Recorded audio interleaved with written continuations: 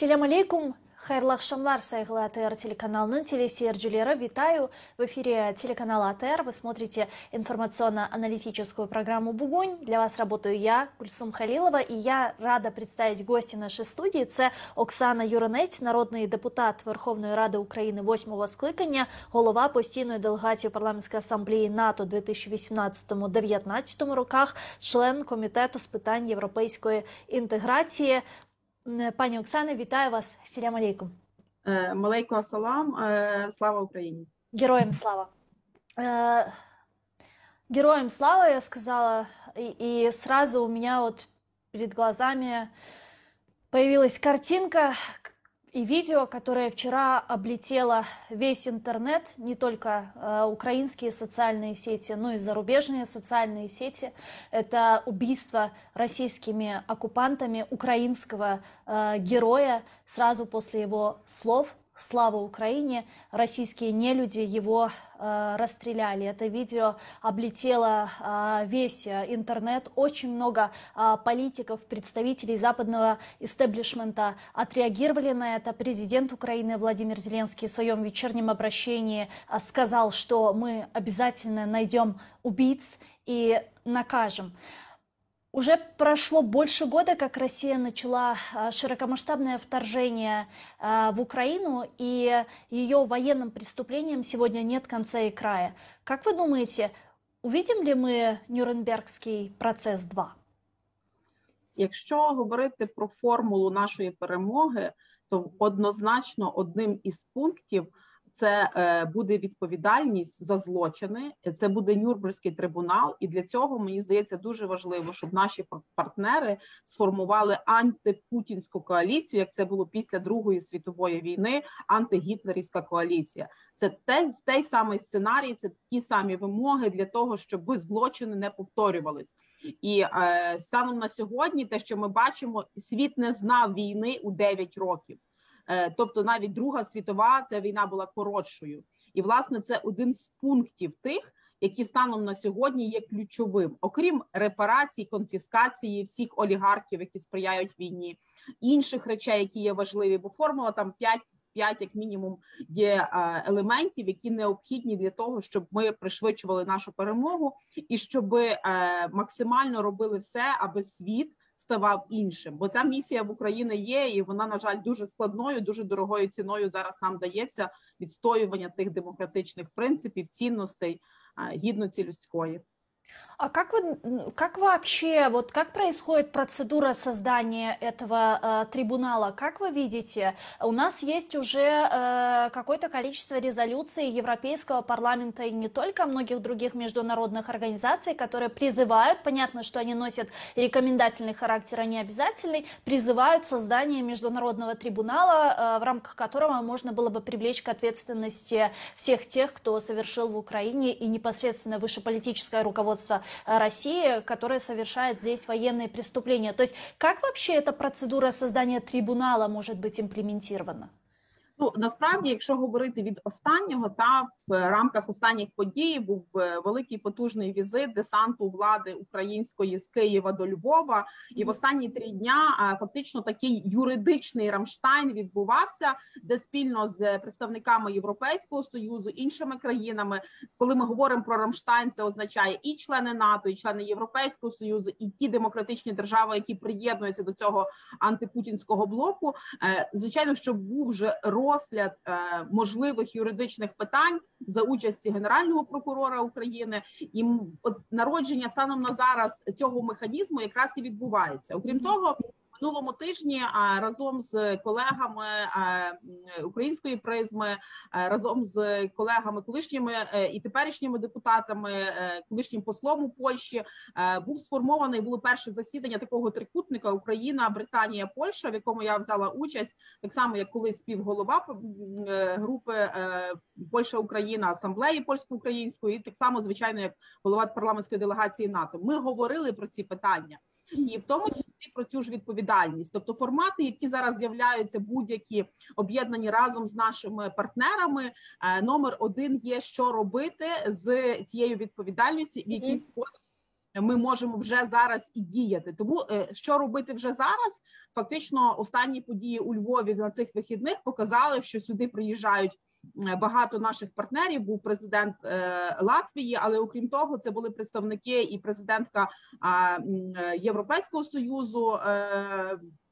Пані Мацола, тобто фактично формат співпраці за участі усіх прокурорів інших країн, вони шукають ці юридичні механізми з точки зору міжнародного права і обставин і умов, які зараз складаються, яким чином це робити. Бо насправді дуже багато речей треба станом на сьогодні напрацьовувати.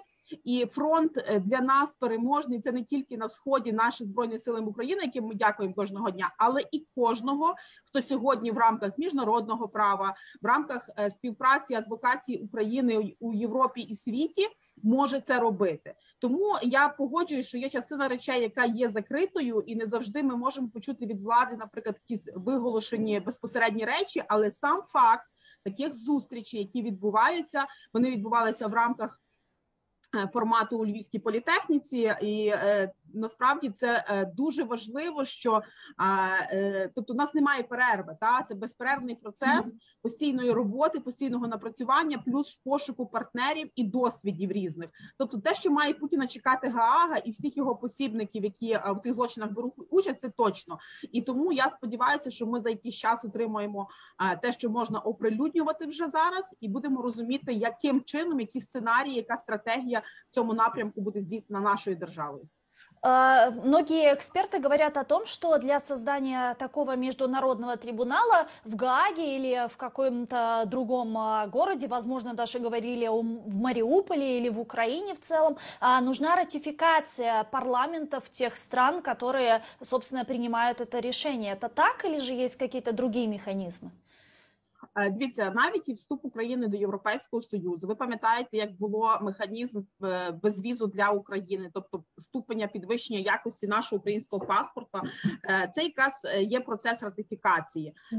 Мені колись дуже важко було пояснювати, що таке парламентська асамблея НАТО. Сьогодні всі після Рамштайну це зрозуміли. Це 30 країн-членів НАТО плюс решту, і це понад 50 учасників, які сьогодні беруть участь в такій допомозі України, сприянню, підтримці сьогодні нашої перемоги. Фактично, це ратифікація у цих країнах, які беруть участь. Підписання таких угод, яке відбулося на цих вихідних в Україні, це якраз і є цей формат тих, хто має досвід, тих, хто має бажання і розуміє плюс-мінус, яким сценарієм ми будемо рухатися. Тому ратифікація точно важлива, і станом на сьогодні, добре, що ви це зачіпаєте, дуже важлива міжпарламентська дипломатія. Тобто, коли наші парламентарі, які є обраними, які є легітимно, тобто це є легітимно насправді формат того, що ми маємо людей, партнерів, які з нами спільно взаємодіють. Вони переконують умовно в своїх парламентах. Зараз дуже часто просто їхні виборці переконують їх у співпраці і підтримці України, який рух назустріч один одному відбувається. І ця ратифікація точно потрібна. Але зараз дуже багато проговорюється про процедуру ad hoc. Тобто, коли без попередніх дуже довгих обговорювань, це треба зробити. Хоча насправді, я скажу вам відверто, і це ми розуміємо, демократія – це процедури. Які би вони не були складні умовно, тому, напевно, те, що ми з вами на початку говорили, це паралельні процеси, коли кожен робить свою роботу.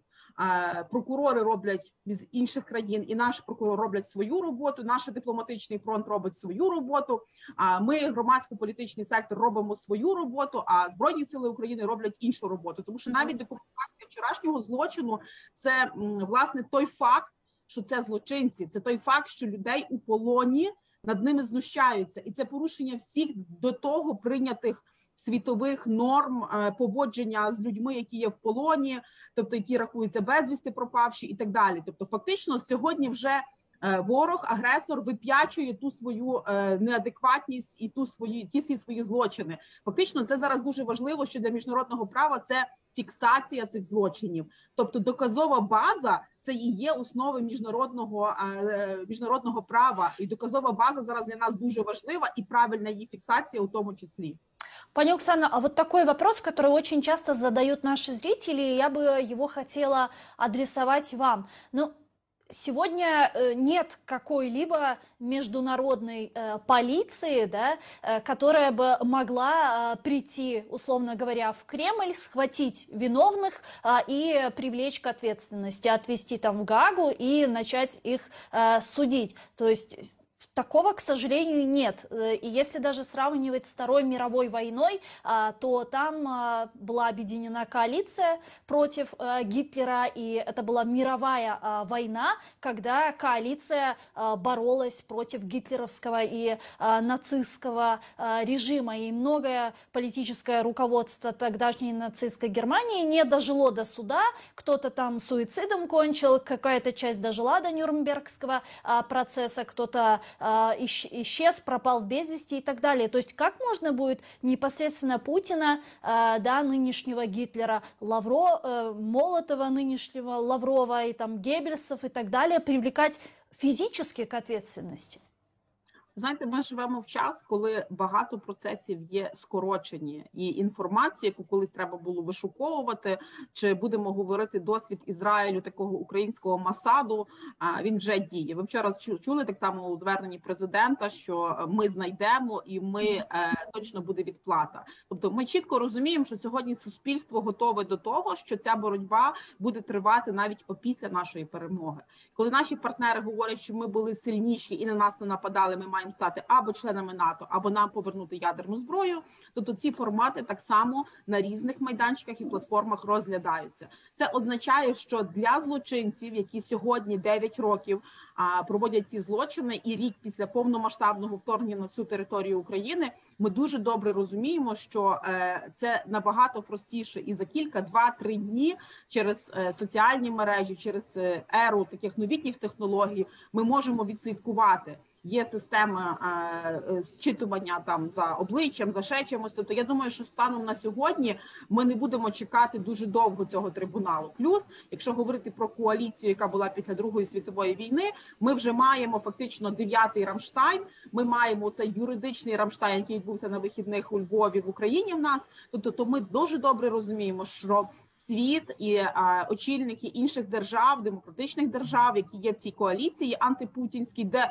факто, тобто, можливо, ще не де юре до кінця, дуже добре розуміють свою відповідальність, що і як треба буде робити. До певної міри якась така, з одного боку, можливо, невіра в те, що це може відбутися в 21 сторіччі, призвела до таких сьогодні втрат в Україні. І насправді нам багато що потрібно вже і зараз, і дуже часто ми просимо, що Україні потрібна зброя, і це дуже смішно звучить, коли там ми говоримо жінки, чи ми говоримо F-16 потрібно, весь громадський сектор жіночий об'єднався тоді на початку лютого. Тобто ми розуміємо, що станом на зараз кожен з нас має відстоювати саме те, що потрібно в нашій країні, щоб захистити, щоб це було у безпеці. І інколи це виглядає якби незрозуміло, чому це номер один, але це номер один. І коли ми розуміємо, що після того, коли ми можемо себе захистити, ми не маємо інших наслідків, які треба буде потім усувати, то зрозуміло, що ми цю пріоритетність розставляємо. І їде дружина президента і говорить про це в Вашингтоні. Тобто ми розуміємо, що сьогодні кожен, хто може адвокатувати і відстоювати інтереси України, має це робити в той спосіб, щоб він був зрозумілий для партнерів. Ми паралельно бачимо великих гравців геополітичних, ми розуміємо якісь їхні певні заяви, ми розуміємо, які можуть називатися їхні особисті бачення цих країн і їхні заяви, такого, наприклад, як Китаю, але це не є ніякий мирний план, ми розуміємо, що це просто їхнє бачення ситуації, тому що мирний план – це трошки інша історія, і навіть є прописано юридично, що це мають бути за документи. А станом на зараз, і всі це відверто говорять, Україна перестає захищатися і стріляти, України просто не існує, перестає робити це Росія, і України наступає мир. Тобто, хоча наше завдання надалі все одно це членство в НАТО. Угу.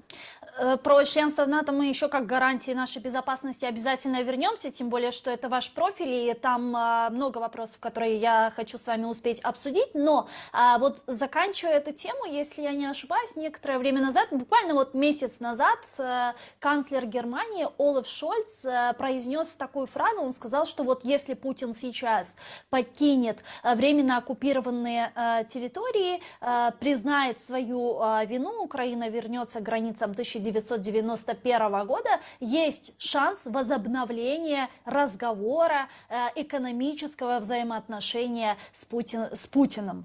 Как вы думаете, вообще это реально? То есть реально ли, что Путин там уйдет с территории Украины, мы вернемся на границы 91 года, и при этом Путин сохранится, и путінський режим сохранится? Ви знаєте, мені більше подобається інше, що новий очільник Міністерства оборони Пісторіус сьогодні навіть випробовував разом з Володимиром Кличком нові танки. Я думаю, це той аргумент, який є більш переконливий з точки зору того, що ці війська фізично мають забратися з території України до кордонів 91-го року.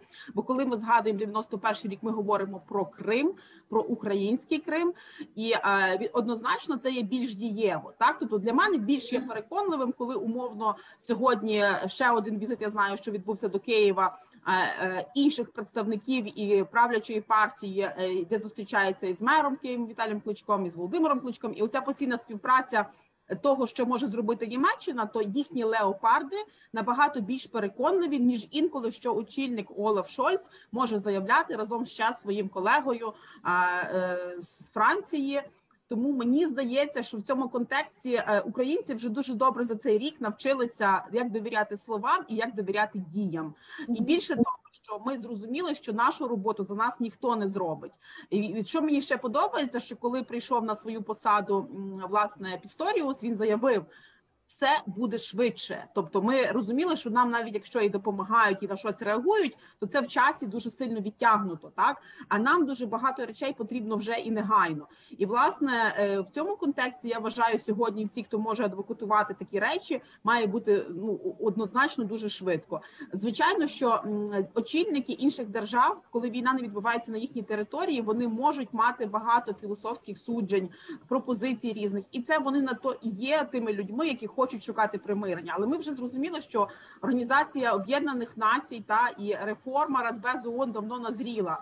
Я дуже часто пильную за тим, як голосують інші країни. Хто утримується, хто голосує за. Ми вже і так зробили перевагу того, що фактично все українське питання, яке розглядається в ООН, воно є так, що робить коаліцію країн проти агресора. Але, на жаль, Росія там певною мірою обмежується її вето, але вона є членом Радбезу, вона є в ООН, і оці моменти її прямого чи опосередкованого впливу все одно залишаються. І єдиною гарантією все ж таки за 70 років безпеки є виключно НАТО, про яке ми вже з вами говорили. Ну вот если говорить про архитектуру мировой безопасности, мы видим, как Россия ее полностью разрушила.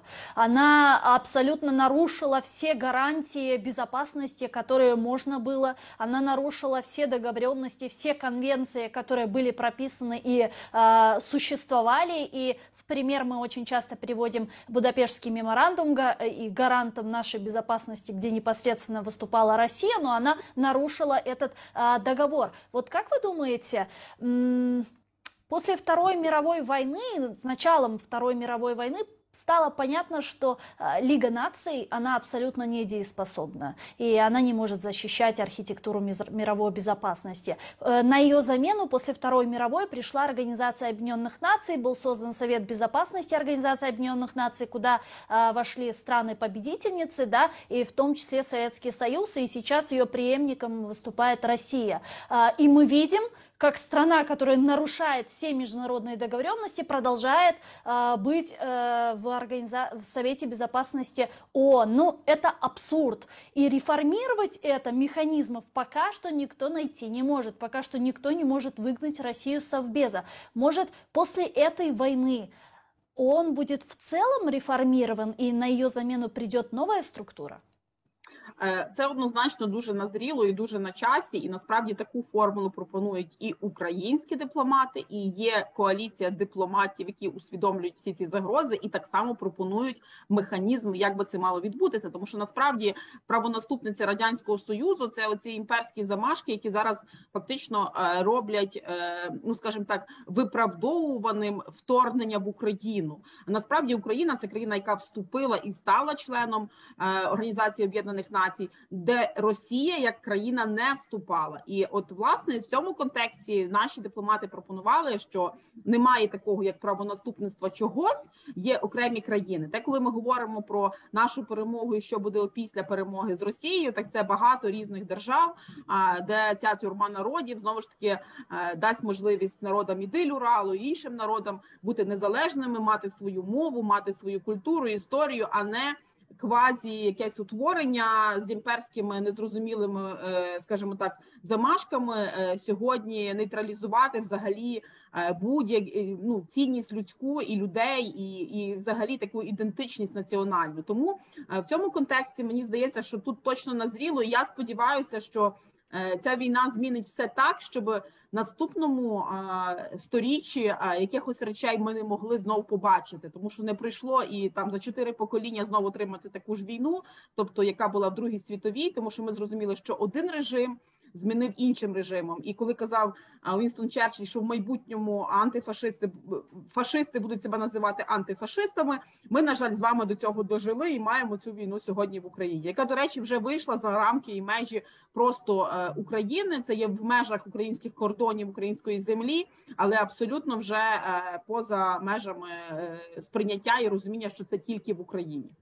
Одной из причин начала широкомасштабного вторжения России в Украину, которую озвучивает до сих пор Путин, российская пропаганда, это расширение НАТО, расширение Североатлантического альянса и якобы какое-то обещание НАТО не расширяться. Вы помните, что в 2021 году осенью, если я не ошибаюсь, да, они выдвинули свои гарантии безопасности к НАТО и потребовали вернуться к границам 1997 года. Вы, как человек, который представлял Украину в парламентской ассамблее Североатлантического альянса, как вообще оценивали такие заявления? Потому что, насколько я понимаю, в принципе, такого обещания и таких гарантий НАТО России никогда не давала, верно?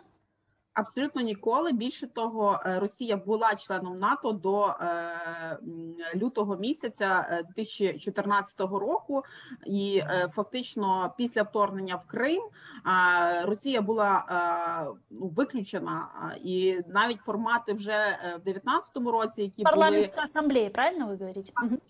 Ні, не тільки парламентської асамблеї, взагалі вона була і в парламентській асамблеї виключена, і у співпраці. Формат зараз, який може бути НАТО-Росія, який починав таку свою взаємодію, це виключно по обміну полонених, тому що насправді, ви пам'ятаєте, були після особливо цього корабля, коли були наші військові моряки були ув'язнені, був формат, як їх визволити з полону, військовополонених, і власне там почався вже формат такої співпраці. Але до того і ніколи не поверталася Росія, і в тому числі в парламентську асамблею НАТО, щодо таких дискусій. Лише в ПАРЕ час від часу через співфінансування Росією ці формати були можливими, і ви бачили навіть зараз і інші ОБСЄ формати, майданчики, і інші організації, де вона час від часу поверталася, і ми там бачимо і демарші, і заяви, і певне таке політичне протистояння. Так ось у НАТО цього взагалі не було. Але коли говорити про 97-й рік, то там виходить, що і інші країни, Балтійські країни, інші, які би мали переглянути, що вони взагалі там є. Натомість ми отримали інше.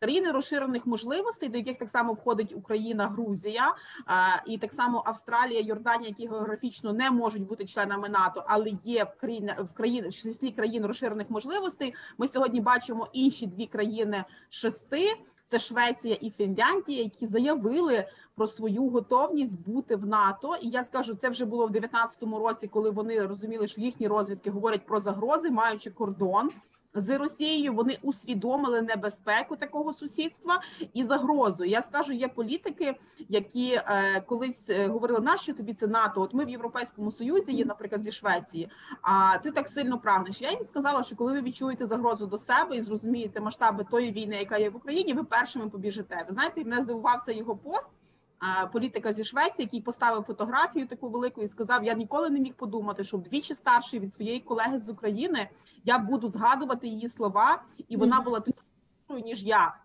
І от насправді, коли людині 80 років сьогодні, він в політиці там майже 50 років, він зрозумів, наскільки є якась певна хибна політика або недооцінка ворогу. Натомість ми робили роботу і за них, і за себе. І сьогодні ви знаєте, що так само те, що ми з вами на початку говорили, є ратифікація іншими країнами, і ми маємо питання щодо Туреччини, яка заявляє свої якісь певні зауваження, чи та ж Угорщина, яка таким є фактично в Європейському Союзі, верніше Орбан і разом з Сіятром таким проксі.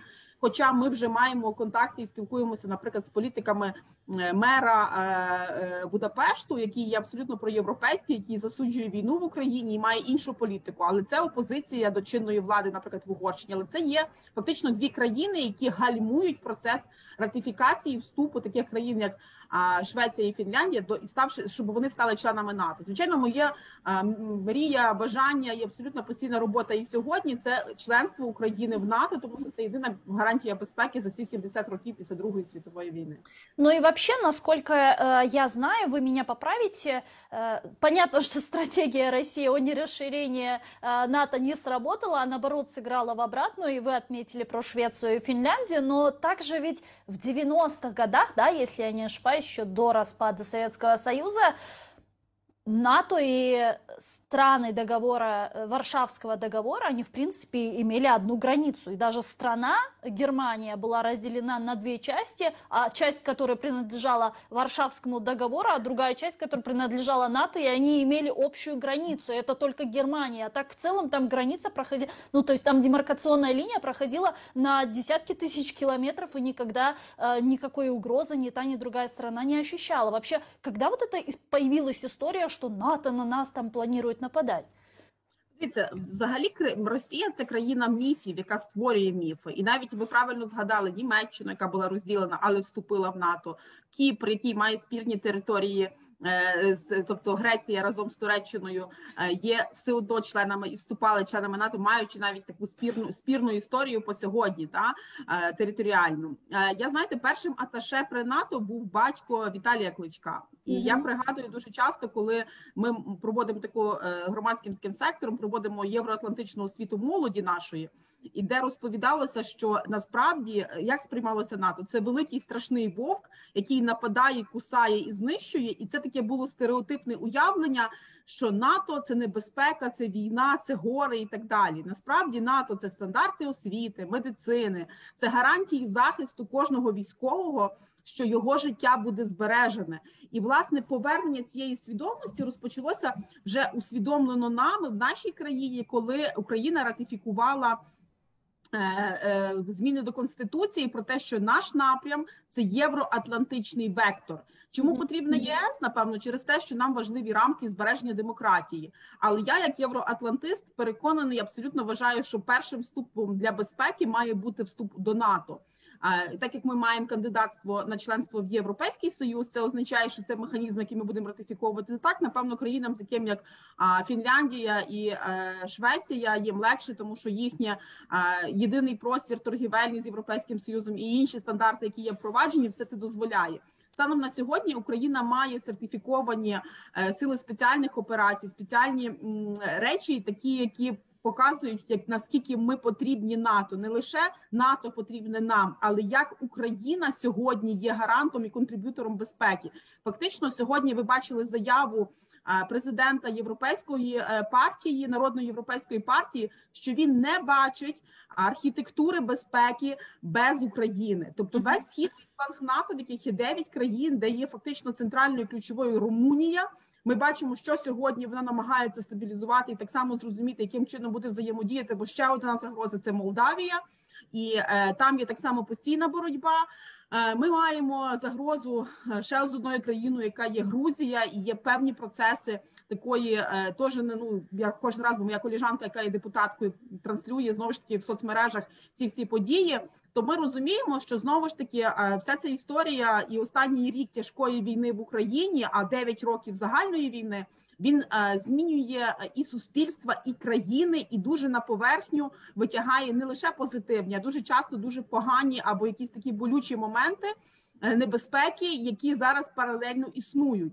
І загроза конструкції світової європейської безпеки сьогодні є дуже крихкою. Власне, адекватна реакція і позиція лідерів світових тут є ключовою. І тут, звичайно, завдякуючи тому, що Сполучені Штати і президент Сполучених Штатів, який відвідав і Україну, і далі в Польщі, оці ці заяви, це є важливо з точки зору такого, скажімо, статусності того, наскільки, на чийому боці є правда і справедливість, це допомагає точно нам сьогодні стояти і вірити в нашу майбутню перемогу.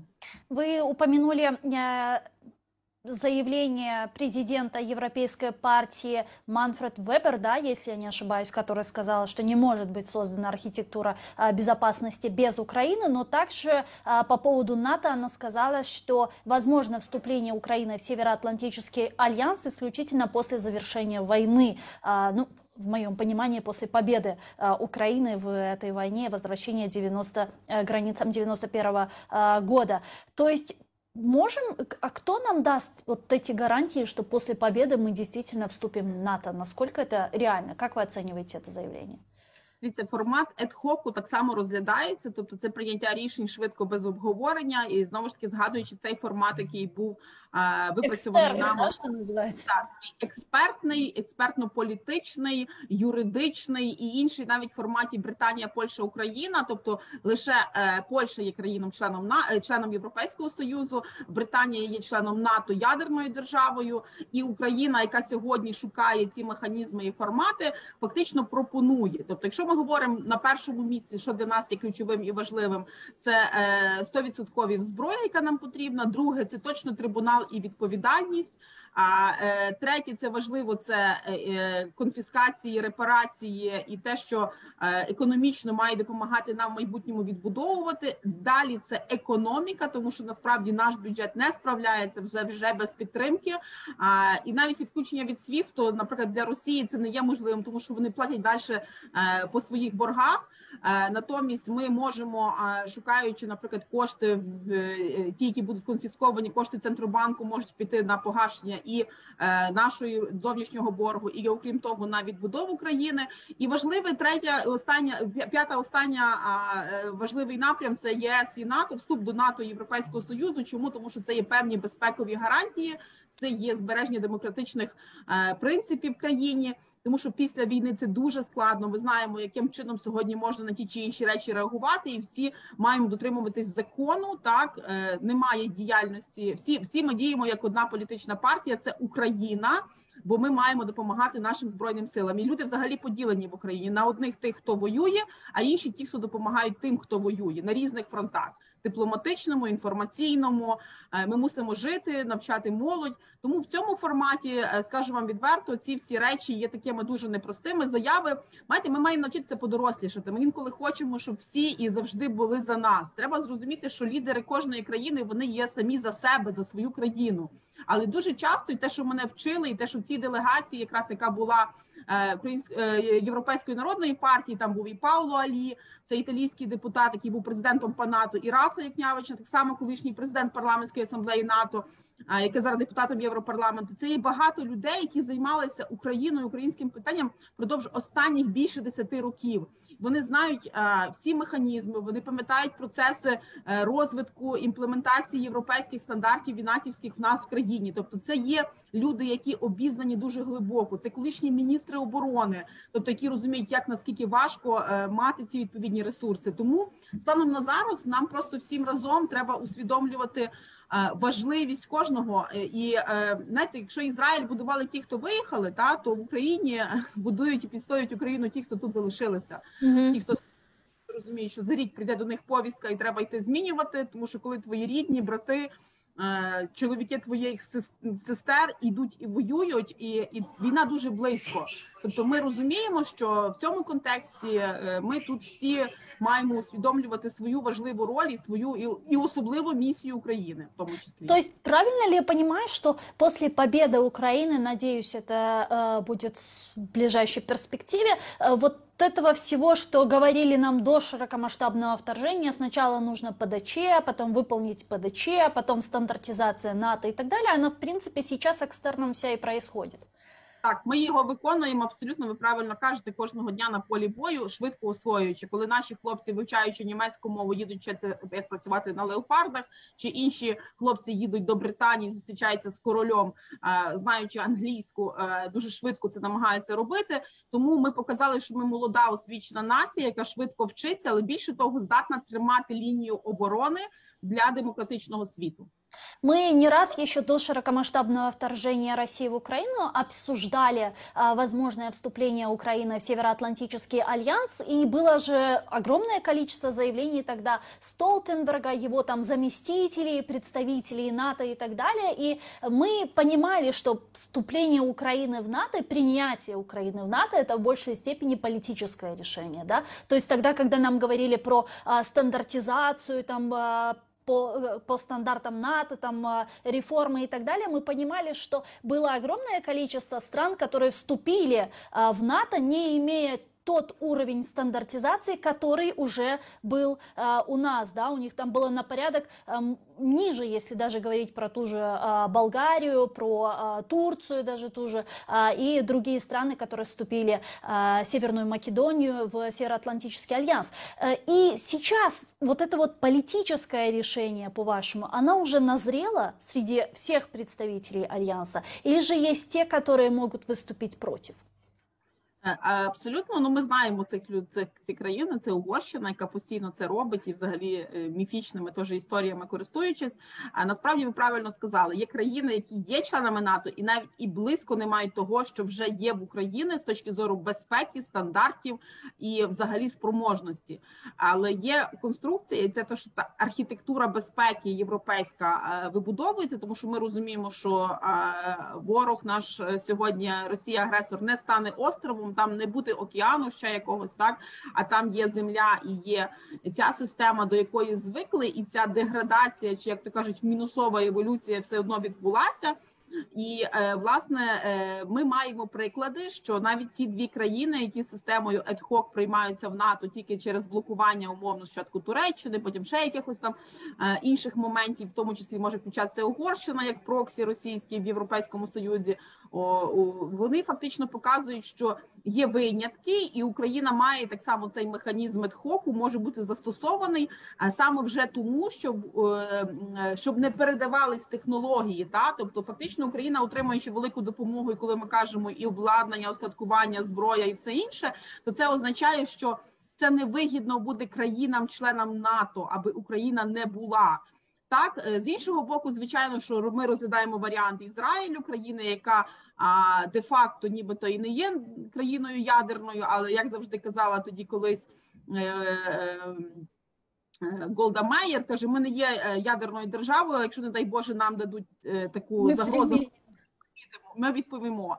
Фактично, станом на зараз ці формати так само всі є зрозумілими. Ми бачимо історію. Історія так виглядає, що зійшлася на Україні. На Україні, можливо, буде багато що вперше для України і в Україні, але те, що майже всі формати, які є, і тому народився Рамштайн, як такий новий формат безпековий, ширший, аніж просто НАТО, але механізм взаємодії, співпраці і контролю над сектором безпеки, він залишається. Плюс гонка озброєння, яка зараз є в світі дуже потужна, вона буде мати свої відголоски, і система формату в майбутньому відбудови України і контролю там технологій і всього решту, вона все одно може робитися виключно спільно разом з тими країнами, які сьогодні у цьому беруть участь. Не завжди публічно, дуже часто ми про це дізнаємося, як правило, коли щось ми кажемо, воно вже лише тоді, коли воно вже є на території України або вже працює, тому що насправді це дуже правильна і така і тактика, стратегія військова. Ми не можемо всього знати наперед, і це і не до кінця потрібно, тому що є відповідні завдання. І я думаю, можна дивитися, слідкувати за дописами нашого генерала Залужного і бачити, що він дуже часто заспокоює багато тих, хто хоче собі щось там відкоментувати чи щось там проаналізувати. Тому я думаю, що краще будемо покладати тих, хто краще знається за нас. Но есть еще вот такой месседж, который распространяется среди стран западного истеблишмента. Там говорят следующее. Возможно, уже этот нарратив, конечно, не так актуален, но некоторое время назад, и наверняка вы тоже с этим сталкивались, говорили, что вот такое медленное, возможно, в какой-то степени предоставление Украине вооружения связано с тем, что присутствуют некие опасения от России. Помните, даже в Европе, не помню, правда, какой уже журнал, он сравнивал Путина с загнанной в угол крысой, которая может в любой момент, вот ни мне, ни вам, применить ядерное оружие. Как вы думаете, вот такие опасения о возможном применении Путиным ядерного оружия уже нивелированы или они все же сохраняются? Насколько это возможно? Ну, дивіться, якщо дуже сильно всі боялись ядерної зброї Путіна, всі зрозуміли, що це точно зброя, яка є 4 види ядерної зброї, і я не хочу вдаватися в деталі, яка саме, але точно куди направлені умовно ці уявні загрози, всі так само знають. Так? З іншого боку, в іншому журналі американському ми так само могли читати, що розпад Росії і ті уламки розпечені і гарячі можуть запалювати інші країни.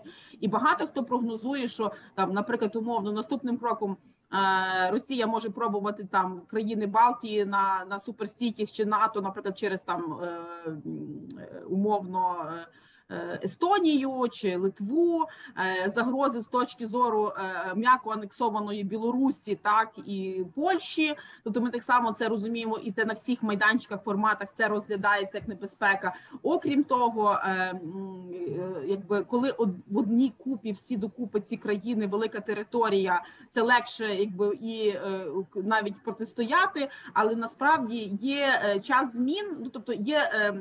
Скажімо так, ніщо не зупинить час сьогодні в цьому часі те, що вже назріло. І розпад Росії він все одно буде. Тобто так чи інакше ми розуміємо, що це загнане суспільство, воно неадекватно реагує на ті події, які відбуваються, але однозначно дуже часто наші партнери говорили про те, що так, вона має розпастися, але не так швидко, не так раптово, а поступово і ще якось. Всі дуже переймались колись і розпадом Радянського Союзу, але це відбулося. Станом на сьогодні всі дуже добре розуміють, що залишки, тобто ця тюрма народів, яка існує зараз в межах Російської Федерації, їй так само час настав. І ясно, що хочеться, щоб швидше була перемога. Ясно, що ми хочемо швидше розпаду, ми швидше хочемо і розуміємо, але ми маємо ще ту умову, що як мінімум одне покоління, може й 2 покоління, просити вибачення в українців має Російська Федерація, мають ті народи, які сьогодні їхали на навчання до України в лютому минулого року. Тобто от ці всі моменти мають бути збережені. Тобто це відповідальність, це відплата. І точно трибунали для тих злочинців, які напряму виконували, чи тих бізнесменів, які фінансували всі ці напади і агресію. Тобто це точно не може бути, скажімо так, подаровано. І які б зараз формати нам не пропонували сильніші геополітичні гравці, є інтереси України, і вони точно мають бути номер 1 в кінцевому розв'язанні, власне, з цієї ситуації, яка склалася. Це відкритої агресії Російської Федерації проти України, війни, яка триває вже понад 9 років. Я так понимаю, что речь идет в том числе и о мирном плане Китая, который она недавно продемонстрировала. Очевидно, согласовывали с Москвой, потому что перед ее публикацией в Москву приезжал представитель китайского режима. Правда, не помню сейчас имя, пытаюсь вспомнить, но, может быть, в ходе беседы вспомню. И после чего была, собственно, опубликован этот вот мирный план. Мне интересна вообще политическая философия Китая. Вот как вы ее рассматриваете? Зачем? Почему они вдруг сейчас решили предложить свой мирный план? Вообще, для кого они его прописали? Они его нам демонстрируют, нам предлагают, или России предлагают, или западному сообществу предлагают? Кому они вообще его предлагают? На кого он ориентирован? Ну, взагалі, це така заявка, як геополітичного гравця, сильного, великого і потужного, не будемо це відкидати. Це певне таке протистояння, чи, скажімо так, гра м'язами перед сильним своїм партнером Сполученими Штатами однозначно після, я думаю, таких дуже сміливих відвідин, поїздок президента Сполучених Штатів. Це тому така реакція, вона є така вдруг випадково раптова. Та окрім того, ви правильно зауважили, що це де-факто якийсь там в лапках мирний план. Це насправді просто їхнє якесь бачення, бо їх можливо щось стомило, можливо, щось не йде за їхнім планом, плюс можливо санкції в чомусь їх там обмежують, якісь інші активності, які би могли бути. Тобто ми не знаємо там точної причини, тільки розуміємо всіх, що є певні процеси, які відтягують якісь інші радикальні дії. Плюс Тайвань, яку кожного разу вони намагаються, і візити Ненсі Пелосі, як ви пам'ятаєте, тобто це є якась така реакція на певні події, які вже відбулися, і плюс заява на те, щоб дуже часто, коли створюється в чомусь якийсь вакуум, його треба заповнювати. Я думаю, що тут просто святе місце пустим не буває, треба заповнювати його відповідними якимись наративами, брати, скажімо таке, керівництво в свої руки і, звичайно, зберігати за собою статус геополітичного гравця.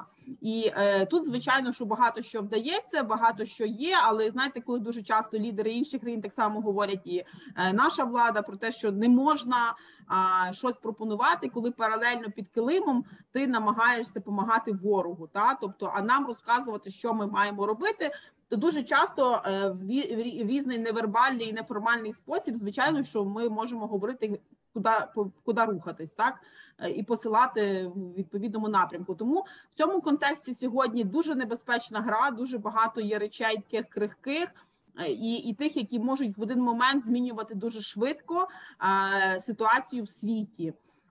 І тут є небезпекою з точки зору того, що, напевно, якщо прочитати доктрину, яка є таку стратегічну доктрину Китаю, це захоплювати слабких, намагатися впливати на процеси, не чекати, а скористатися ситуацією. І я впевнена, що абсолютно за якимись певними перемовинами вже там де-факто є частини території Російської Федерації, які абсолютно є під керівництвом Китаю, і Китай розширюється в напрямку, скажімо так, поширення в цю сторону, захоплюючи їхні території, розуміючи, що безгосподарність, яка там є, і не вибудовування країни зсередини, а виключно заважаючи всім жити довкола ззовні. Стратегія Росії, вона дратує так само їх. І дуже би хотілося, щоб, звичайно, була відповідна домовленість з точки зору розуміння ситуації і розуміння ще іншого, що все ж таки Україна буде стояти на своєму, і або буде Україна незалежною і країною, яка відстоює свої території і свої інтереси, або може закінчитися світ, як говорив один філософ. Тому ясно, що ми за те, щоб була швидша перемога, а геополітичні гравці усвідомили свою відповідальність в світі сьогодні.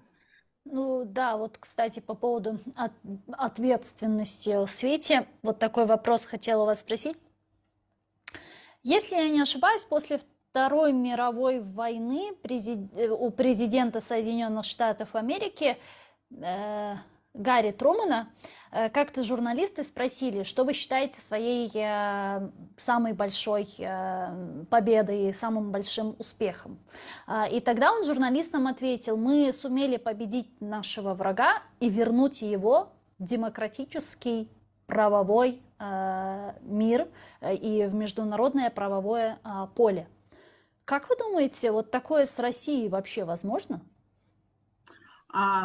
Завданням тоді Трумана був це маршал-план для Німеччини і демілітаризація. В Україні трошки по-іншому це все виглядає. Це відбудова країни і маршал-план такий і пропонують депутати Європарламенту, в тому числі для України. Чи це можливо з Путіним? Я думаю, Путін – це точно кандидат на Гаагу і точно на суд. Тобто, я думаю, що це не рукостискаючий, рукопожатний очільник держави, який сьогодні є просто агресором і просто великою проблемою світовою. Але аж ніяк не той, з ким можна про щось взагалі домовлятися. Абсолютно не договороздатною країною себе показала держава, яка живе фейками і міфами, яка не дотримується жодних правил. І в даному контексті, мені здається, формату якихось домовленостей і їх дотримання абсолютно не існує. І виключно повільне, швидкий розпад цієї держави, Російської Федерації, це є запорукою в якомусь часі можливості укріпнути такій країні, як наша, дати можливість іншим країнам усвідомити всі майбутні загрози і зробити все, аби цьому запобігати.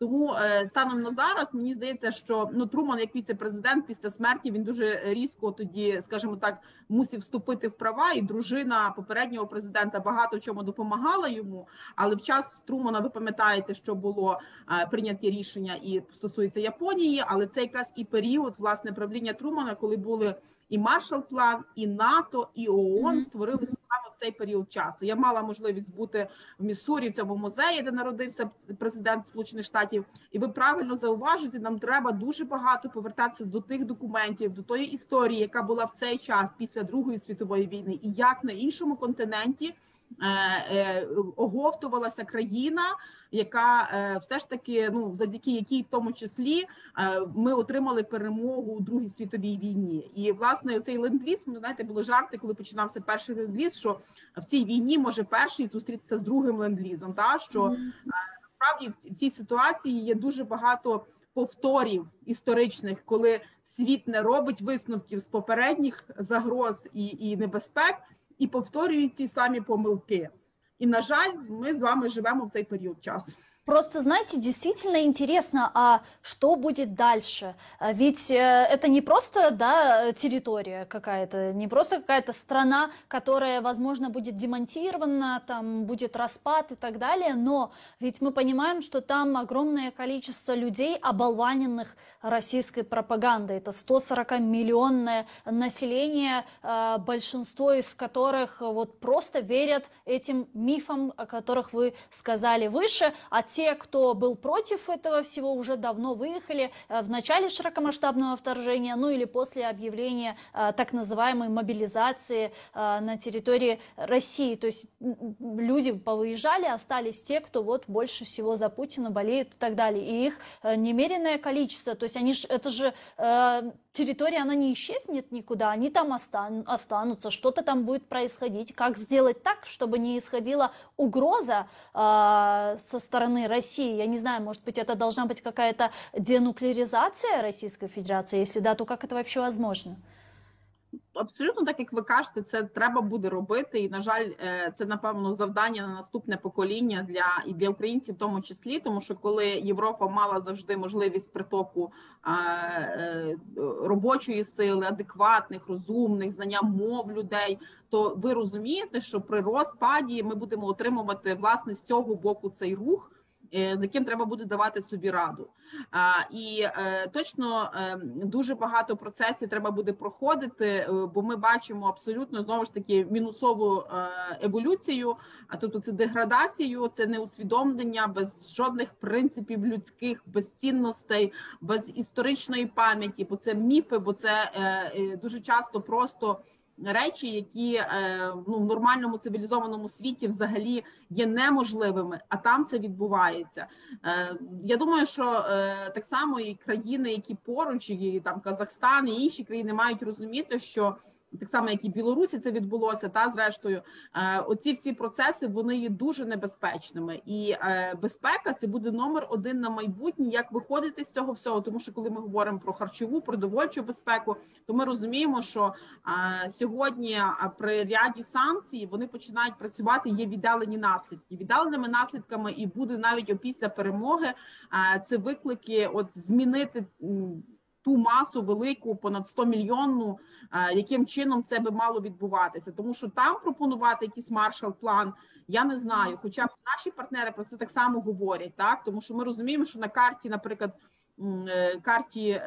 де є танкові армії. Поки що ця країна, така як Російська Федерація, працювала, будуючи виключно і працюючи виключно на те, щоб нападати, захоплювати, знищувати, тобто починати жити в парадигмі, щось робити всередині, бути щасливими, не заздрити і не нападати на сусідів.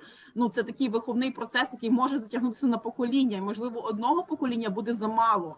Ну, а ми з вами ж так само маємо певний свій, як то кажуть, природній цикл життєвий, і дай Боже, щоб це було ще на нашому часі, коли ми ще будемо на землі. Ну, чесно вам скажу, тому що станом на зараз це дуже складні прогнози з точки зору, що буде з Росією після. Так, я розумію. І, пані Оксана, останнє моє запитання, воно стосується Криму. Нас смотрит много людей с оккупированного полуострова, и, конечно, всем интересно, что будет дальше, как будет с Крымом. Вы знаете, что до 24 февраля 2022 года была принята стратегия деоккупации полуострова, была создана Крымская платформа, основной целью которой была деоккупация полуострова, исключительно политика дипломатическим путем, что было прописано в конечной декларации по завершению первого саммита в 2021 году. Стратегия деоккупации Крыма также предусматривала деоккупацию, в первую очередь, политико-дипломатическим путем. И совсем недавно, кстати, Алексей Данилов, секретарь РНБО, сообщил о том, что нужно пересмотреть эту стратегию и нужно распределить приоритеты, пересмотреть, в принципе, приоритеты деоккупации полуострова. И если до этого наши западные партнеры хоть и поддерживали деоккупацию полуострова, постоянно говорили о необходимости сохранения суверенитета, территориальной целостности Украины, кулуарно все говорили о том, что большинство, не все, но, по крайней мере, из того, что я знаю и слышала со стороны политиков, они рассматривали деоккупацию как что-то реальное, однако в долгосрочной перспективе. Сейчас, как вы думаете, деоккупация полуострова военным путем или политико-дипломатическим путем в ближайшей перспективе рассматривается как что-то реальное? Вот вы общаетесь с многими европейскими политиками. Что они говорят по поводу Крыма? Ну, я скажу вам відверто, Крим – це дуже складне питання для будь-кого, навіть для тих, хто безапеляційно вірить в нашу перемогу і підтримує нас. Ви правильно про це говорите, ви говорите про формат, що влада приймає, скоріше за все, такий якийсь гібридний сценарій, який так сьогодні є непростим з точки зору того, що ця війна триває 9 років. І от ще раз, коли ми починаємо про Крим, то ми розуміємо, що це війна не з 24 лютого 2022 року, а значно раніше. Плюс ми вам розуміємо, що покоління – це 20 років. Фактично, половину цього часу Крим є в окупації. І я вважаю, що багатостраждальний кримський народ, кримські татари мають повернутися на свою землю. І я думаю, для цього Україна сьогодні так само веде цю війну, щоб ця справедливість настала. Бо ми однозначно всі, коли розуміємо, що таке перемога, то це перемога, коли в Криму має бути синьо-жовтий прапор. Для мене було важливим разом з Мустафою Джемілєвим займатися законом про зміну топонімів у Криму. Це були складні назви, які мені було складно вимовляти, але я знаю, тоді було дуже принципово, і це було кілька гілок кримсько-татарських активістів, які працювали над цим законом по зміні назв. Я думаю, що, власне, нова історія вже деокупації і перемоги України буде говорити про те, що Крим має належати тим, хто з нього був постійно депортований. І, напевно, власне, от в цьому форматі це, скоріше за все, буде гібридний формат. І не лише політико-дипломатичний, з точки зору того, що ми, як країна, маємо приймати для безпеки своєї держави і для добробуту громадян. Тому що громадянами України є кримські татари, які потерпають дуже сильно з 2014 року. І мені здається, що всі завинили їм, і в тому числі наші партнери, які мають усвідомлювати, що би мало відбуватися. Але ви правильно зауважуєте, ми дуже багато вислуховуємо різних таких моментів. Добре, що ми їх чуємо, і ми намагаємося шукати можливості, як відповідати, і які шукати механізми вирішення, власне, і цього питання, зокрема. Так, чим далі і чим довша окупація, тим складніший виглядає цей процес. Дякую вам дуже, пані Оксана, дякую за ці слова, дякуємо вам за підтримку. Чох Сагону, що знайшли час та доєдналися до нашого ефіру. Чохсаголнс. Оксана Юринець була з нами на прямому зв'язку. Народний депутат України 8-го скликання, голова постійної делегації парламентської асамблеї НАТО в 18-19 роках, член комітету з питань європейської інтеграції. Атерлі Корошкенджа. Дякую.